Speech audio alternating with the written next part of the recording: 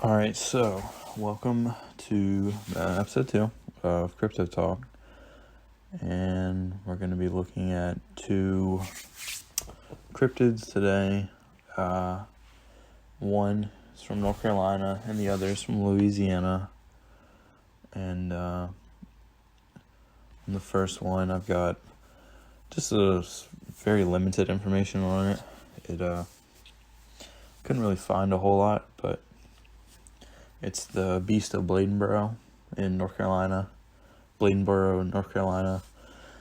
And so it's been described as a creature who is responsible for a string of deaths amongst Bladenboro, North Carolina animals in the winter of 1953 to 54. And witnesses described a creature that was sleek, black, and around 5 feet long, which killed, I guess is the first kind of instance where it killed a dog in Clarkton, North Carolina, which is approximately 8 miles from Bladenboro. And it says Johnny Vowes, who is, I guess, the first witness, I guess, that the sheriff's department had interviewed and everything, and he says, "My dogs put up a good fight. There was blood all over the porch, big puddles of it, and there was a pool of saliva on the porch. It killed one of my dogs at 10:30 and left it lying there. My dad wrapped the dog up in a blanket. The thing came back and got the dog, and nobody's seen the dog since. At 1:30 in the morning, it came back and killed the other dog and took it off. We found it 3 days later in a hedgerow.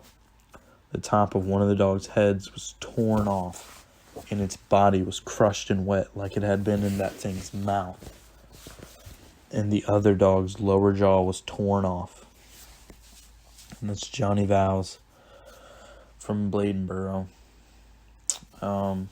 It's in the only kind of physical description, it says it's about 20 inches high. It has a very long tail that's about 14 inches long, and the color is just dark and stealthy.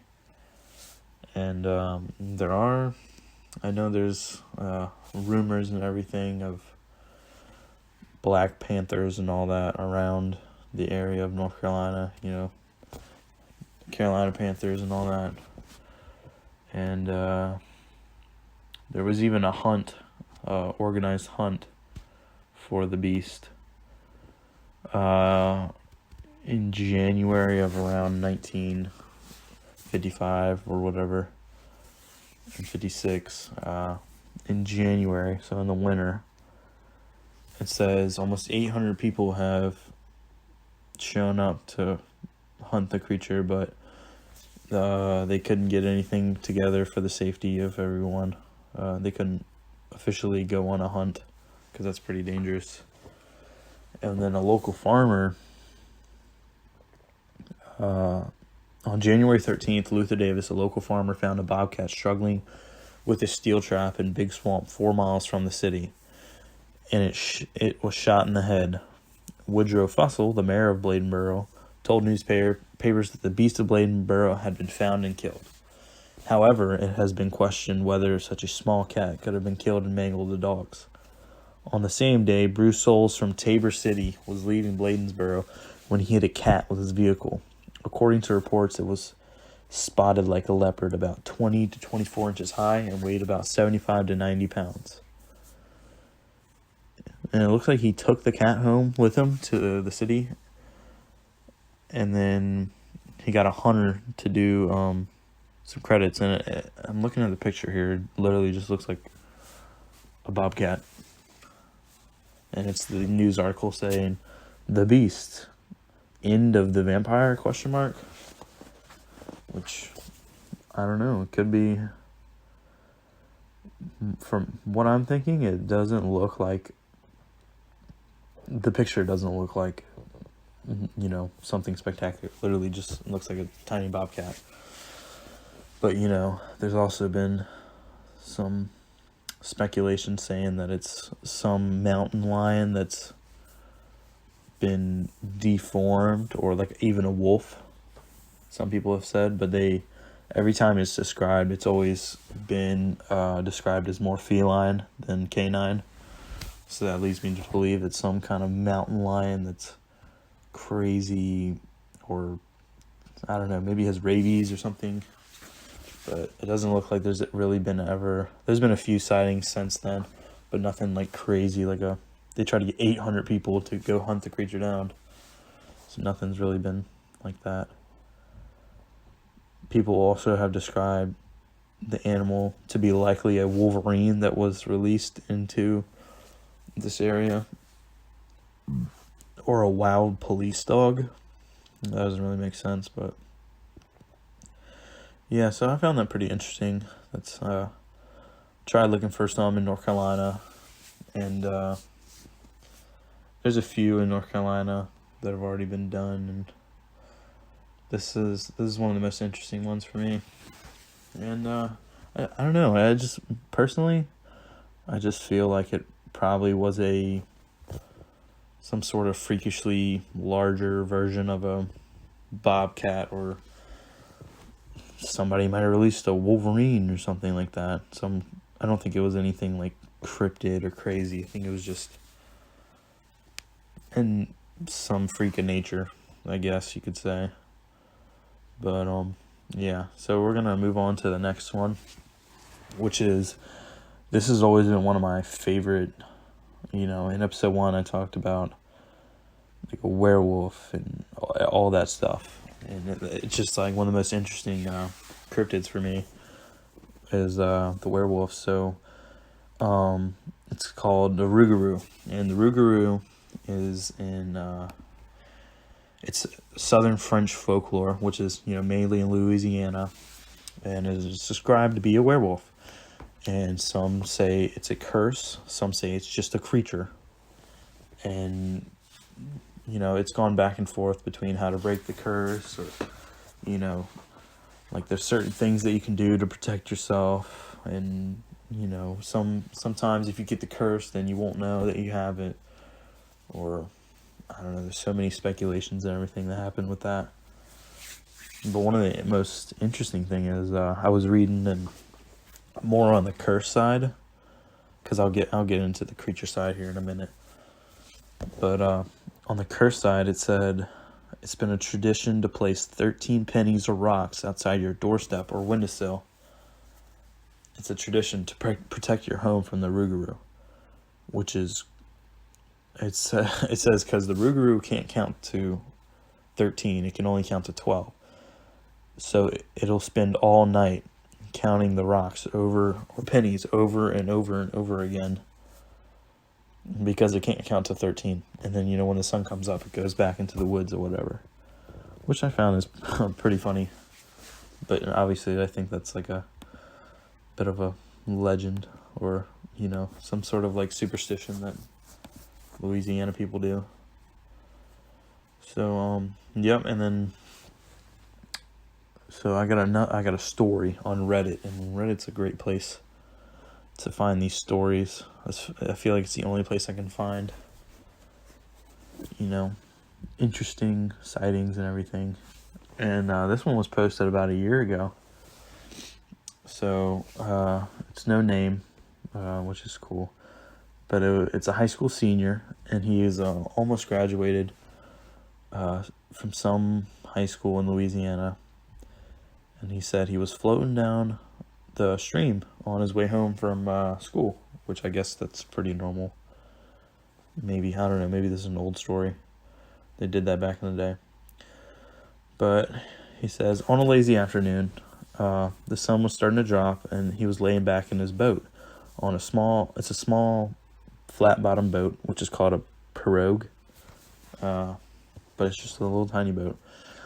He said he was laid back, staring at the clouds, listening to the chatter of frogs, daydreaming, while letting the slow bayou current push him down the stream towards home. Then, it says, all of a sudden I jumped up, startled out of my daze by a loud splash. I quickly looked at the water around the boat, trying to find the telltale ripples that would indicate a gator was close by. Gators often splash around our boats, but they're usually harmless if we leave them be, and they leave us be for well. And he said, by this time, I saw nothing but flat water. There didn't appear to be any gators nearby. Lots of creatures called the swamp home. And then he started to relax again, deciding it was probably just a snake dropping from a tree in search of food or whatever. And then he said, but then I heard a fast series of stackatile splashes, which I guess is just like crazy splashes. And then he turned around to find himself face to face what could only be described as the Rougarou. He said the water that he was floating in was chest high on him, but to the Rougarou it came up to his hips, just below its waist. Its arms were abnormally long, misshapen and hairy, but its face is what caused me to open my mouth and scream. Large, soulful black eyes tucked under hairy ears and over a flat snout, with 2 large yellow canine teeth hanging crooked out of its mouth. The Rougarou's hair was colored the browns and reds of the swamp, from the muddy brown color of the bayou water to the dark reds of the cypress tree roots. So that's pretty much exactly how the Rougarou has been described multiple times. And then this is where it gets really interesting. He said, before the scream could leave my throat, the Rougarou clamped its giant hand over my mouth, and there was no sound escaped. It then pushed me to the floor of the boat and pinned me down with its foot. I was terrified, certain that I was going to be snatched for its dinner, just as in the tales I heard all my life. Not gonna lie, I was scared out of my mind. I quickly pissed myself and began to shake and cry. I really wish I could say I fought a valiant fight that day, but that's not how it went down. I was unable to move, frozen with fear, and couldn't even begin to fight back. And I'm gonna stop right here just for a second. In a small boat, a werewolf would easily weigh way too much to tip it over. I mean, obviously he's gonna struggle and stuff, which is gonna cause the boat to rock.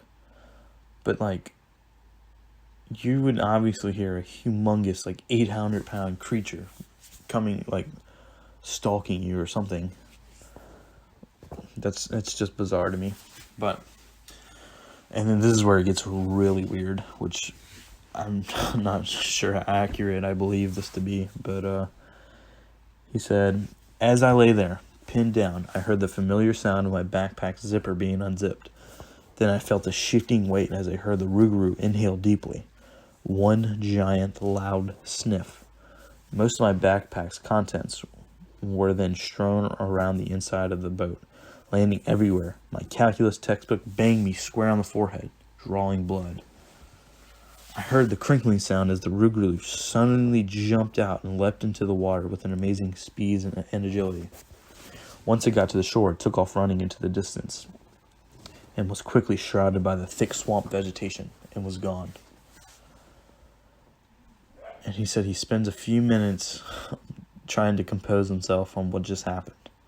And he, tried to wash away the smell of urine and shame with the water.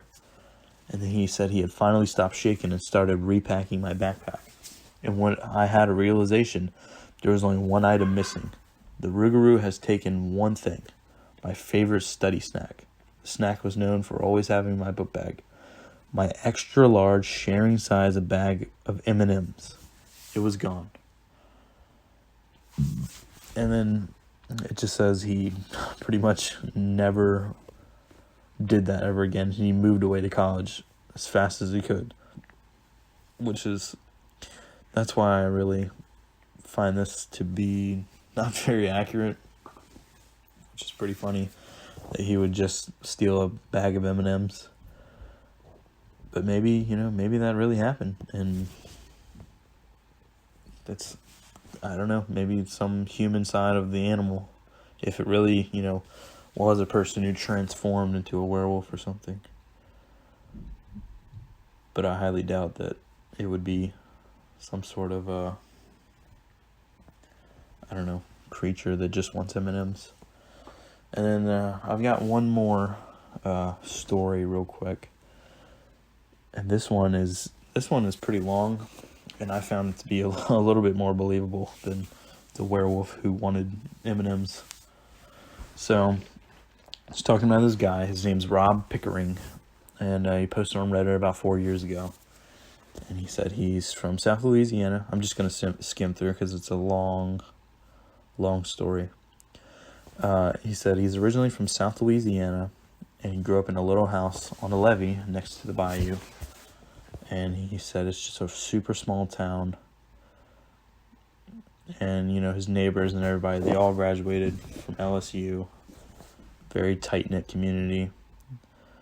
And he's native to the area, so he knows about the Rougarou. And, he's always been told as a kid, don't stay out too late, don't do this, don't do that, or the Rougarou will get you. But he went to, I think he said he went to LSU, and then he came back. He said, after I graduated from college, I was still unsure of what I wanted to do with my life. I had planned on going to law school and becoming a lawyer, but the horror stories I heard about law school was brutal, and he just said he wanted to reevaluate, and so he decided to, since his degree was in criminal law, he decided to become a sheriff.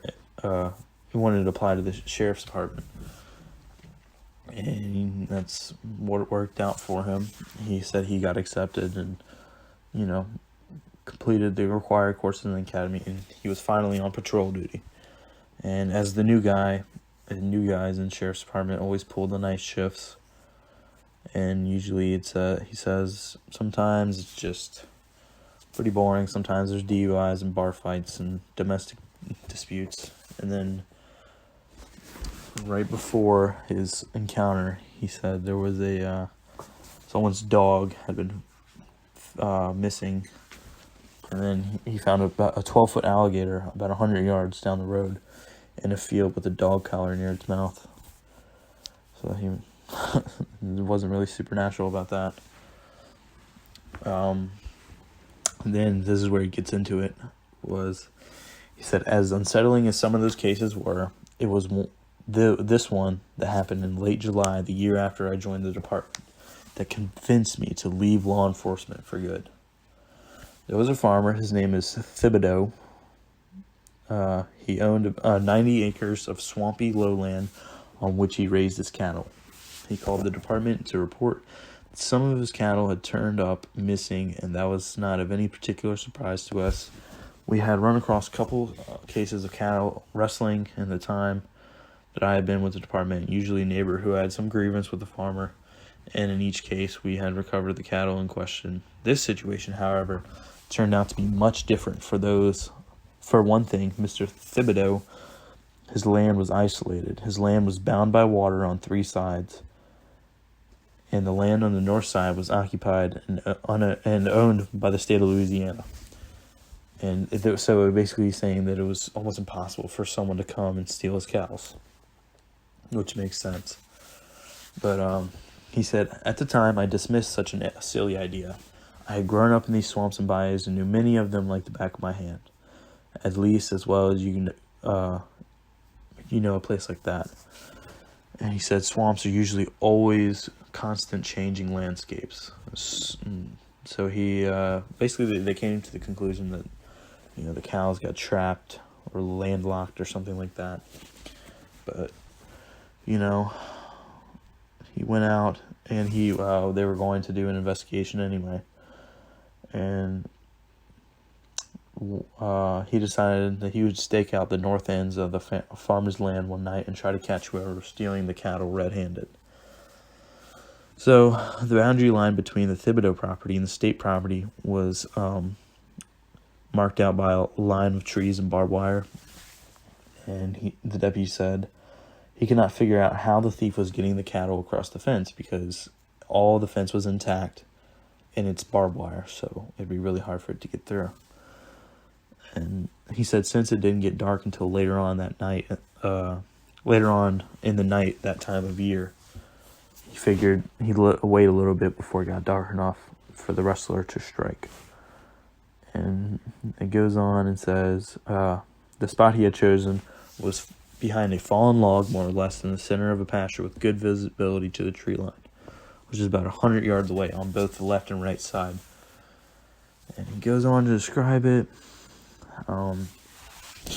He says by 11 p.m., both him and his partner were getting tired, and he figured that if the thief didn't show up by 12 o'clock, they just picked the wrong night, and they were gonna, pack it up and move out.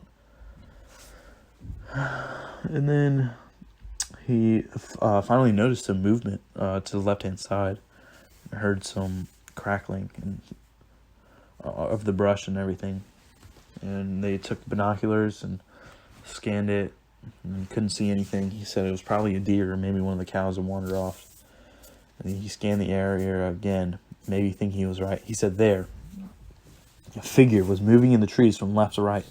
The night vision has showed a figure but lack of definition. It looked like it was a green glob with 2 arms and 2 legs. Rather than approach us, however, it kept moving in a straight line toward the grove of trees, right behind, disappearing in the shadow. He said, "Darn," I whispered. I knew that we'd have to follow, but there was nothing I wanted to do less in order to find out who or what the thing was. They'd have to traverse 100 yards or so of open pasture, and we had no idea whether this guy was armed or might be waiting there, hidden in the trees, to gun us down. And he just had an awful thought, what if, the guy wasn't alone, and even with a bulletproof vest, there could be so many things that could happen to them. And he just, goes on to say he was really uneasy about it. And so he said, as I approached the knot of trees, my heart was beating out of my chest and the hairs were standing up on the back of my neck. What were we doing out here? It had to be all crazy. The guy had to do was pop out from behind one of the trees, and you'd be an easy target. As the closer he got, the louder the sound got. And so it sounded almost as if someone was chewing on something, but it was hard to tell. And so he goes on, and he says he finally stepped on some gooey substance, and he realized he was standing on the skin of a recently eviscerated cow. And without a conscious thought, he gasped, and then quickly realized my mistake. When I looked up, I saw the thing. When I say the thing, it's because that is the only way I can explain it. Its back was to me, but it heard me gasp and was slowly turning to face me. The thing's, or I guess I could say creature's, back was covered with greenish white skin, almost slimy in appearance. He said this was certainly not human, but it was no werewolf either. It's in front of it sat the cow that had been partially eaten and was covered with blood. As the creature's face came into view, the moon suddenly emerged from behind the cloud, throwing a bright glow into the clearing. He could now see everything clearly. He was so horrified. I wanted to turn away, but I was transfixed. He, if the creature had any identifiable gender, was a bald, vaguely human-looking face with pointed ears and long pointed teeth covered with blood from the meal it was consumed. He said its eyes glowed with orange, as if burning cinders had been placed on its sockets. He said he just was in shock, just in pure shock, and could not move. And then he said by the time he started backing away, his eyes was trained on the thing as if it started to move towards me. Oh, in case if it started to move toward me.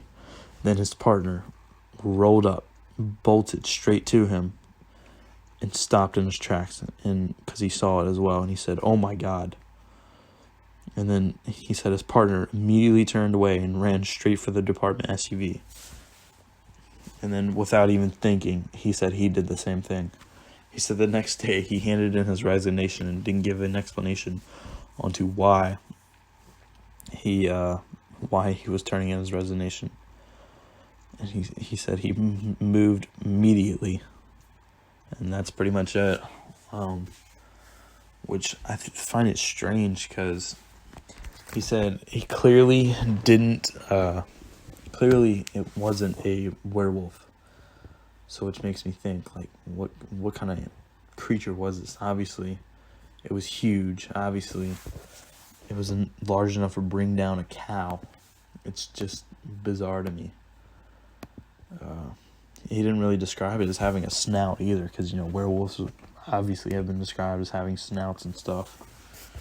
But yeah, so that'll be the conclusion of our episode 2 of Crypto Talk. And feel free to comment or like, subscribe, and anything like that. Email me with suggestions. I have a Instagram, it's crypto.creatures. Follow me on Instagram. But all right.